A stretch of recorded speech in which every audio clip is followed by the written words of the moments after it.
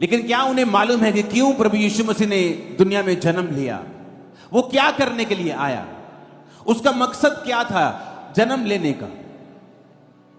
और ये मकसद क्या था आज आपको मैं समझाऊंगा। और मेरा ये विश्वास है कि ये मैसेज जब आज शुरू होगा,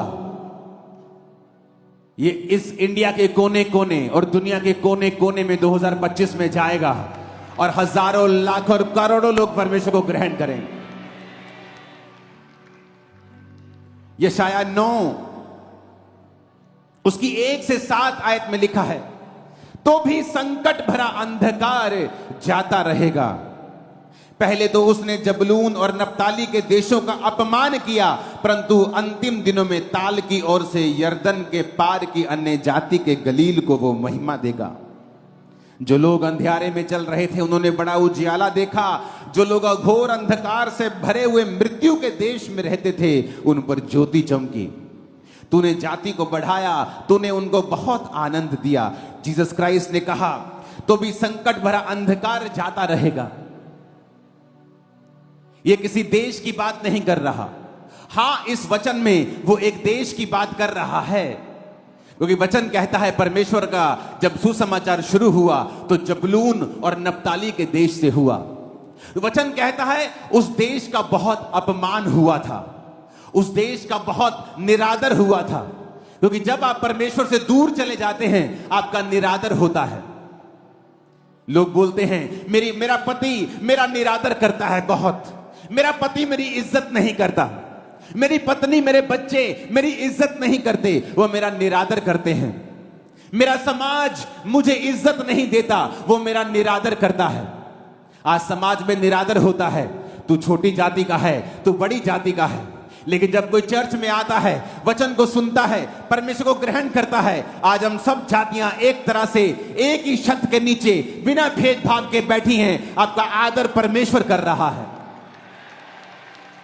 परमेश्वर ने कहा, तो भी संकट भरा अंधकार जाता रहेगा। पहले तो उसने जबनूल और नप्ताली के देशों का अपमान किया, परंतु अंतिम दिनों में वो अन्य जाति को गलील को महिमा देगा। परमेश्वर ने वचन में लिखा है, जब जीसस क्राइस्ट ने प्रचार करना शुरू किया तो जबलून और नप्ताली के देश से, गलील की झील से उसने प्रचार करना शुरू किया। जिन लोगों को अपमान मिला था, जिन लोगों को निरादर मिला था, परमेश्वर ने वहां पर जाकर बताया कि अब मैं जन्म ले चुका हूं और तुम्हारा निरादर अब मैं खत्म कर दूंगा। आज जितने लोग यीशु मसीह को अपना उद्धारकर्ता ग्रहण करते हैं, वो यीशु मसीह में धर्म नहीं बदल रहे। पूरी बाइबल में ईसाई धर्म नाम का एक भी शब्द तक नहीं है। तो आप कैसे कह सकते हो क्रिश्चियन धर्म? आप कैसे कह सकते हो जेड़ा ईसाई धर्म है? क्योंकि आपको नॉलेज नहीं है, आप अनपढ़ हो इस मामले में। जीसस ने कहा, तुम जो बेइज्जती से भरे हुए थे, अब मैं तुमको महिमा दूंगा। आज जितने लोग यीशु मसीह को ग्रहण करते हैं, परमेश्वर आपकी इज्जत को बढ़ाने के लिए जा रहा है। वो आपके परिवार की इज्जत को बढ़ाने के लिए जा रहा है। आप फिर देखेंगे आपका वही पति आपको महिमा देगा, इज्जत देगा। आपकी वही पत्नी, बच्चे आपकी इज्जत करेंगे, वही समाज आपकी इज्जत करेगा। वो रिश्तेदार जो ठोकर मारते थे वो इज्जत करेंगे। क्यों? क्योंकि जीसस क्राइस्ट जब आपके अंदर आ जाएंगे, लाइफ सेम नहीं रहेगी यीशु मसीह के नाम में।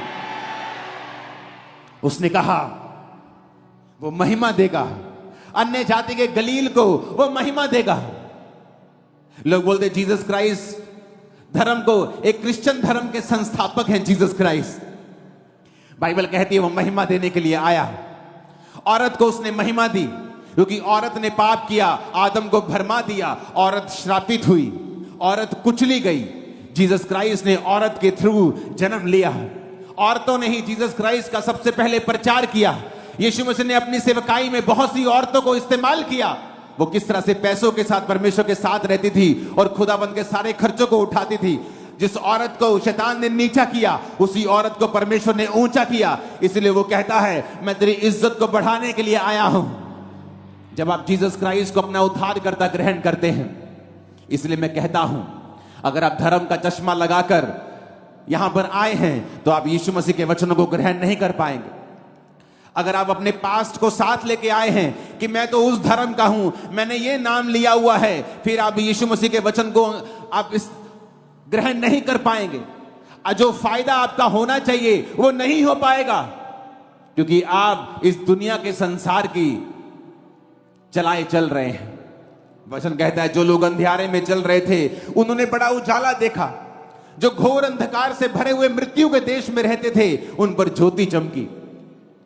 आज लोग मृत्यु के साए में रहते हैं। हर घर में कैंसर का आत्मा काम कर रहा है, हर घर में बीमारियां हैं। मृत्यु के देश में रहने का मतलब ये नहीं कि सब मर रहे हैं, किसी का बिजनेस मरा, किसी की फैमिली मरी, कोई अंदर से मरा, कोई बाहर से मरा हुआ है। लेकिन यीशु मसीह ने कहा जो लोग घोर अंधकार से भरे हुए मृत्यु के देश में रहते थे उन पर ज्योति चमकी। परमेश्वर ने उनको जीवन दिया। प्रभु यीशु मसीह जब सुसमाचार सुना रहे थे तो वचन कहता है एक नाइन नामक नगर से एक लौते विधवा के पुत्र को लोग ला रहे थे। अर्थी के ऊपर ला रहे थे तो सब लोग रो रहे थे कि एक ही विधवा का बेटा था, खुद विधवा थी, एक लौता पुत्र मर गया और सब रो रहे थे। और वचन कहता जब जीसस क्राइस्ट ने उनको देखा तो जीसस ने देखा मैं आ चुका हूं, अगर मैं तुम्हारे जीवन में हूं तो तुम्हारे जीवन में मृत्यु नहीं रह सकती। बाइबल कहती वो तरस से भर गया और जाकर उस मुर्दा देह को छुआ और उसका बेटा उठ गया। मैं आपको बता रहा हूं आज बहुत से मुर्दे उठ खड़े होने वाले हैं, आपके मुर्दा बिजनेस उठ खड़े होने वाले हैं, मुर्दा परिवार उठ खड़े होने वाले हैं। आज जीसस के जी उठने की सामर्थ आपकी लाइफ में काम करने वाली है। आमीन खड़कने वाला चाहिए चर्च।